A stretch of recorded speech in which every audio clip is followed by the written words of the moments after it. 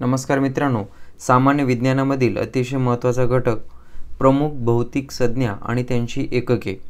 बघा, या ठिकाणी वारंवारिता म्हणजेच फ्रिक्वेन्सी याचे एकक आहे हर्ट्झ.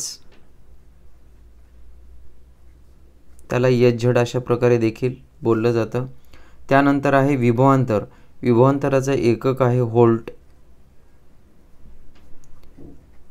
त्यानंतर विद्युतधारा म्हणजे इलेक्ट्रिक करंट याचं एकक आहे एम्पियर.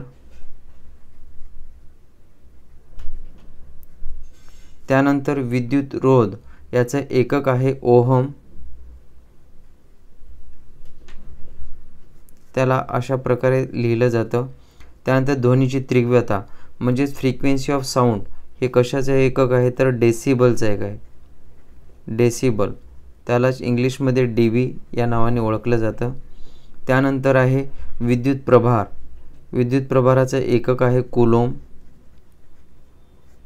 त्यानंतर अणुदीप्त तीव्रता.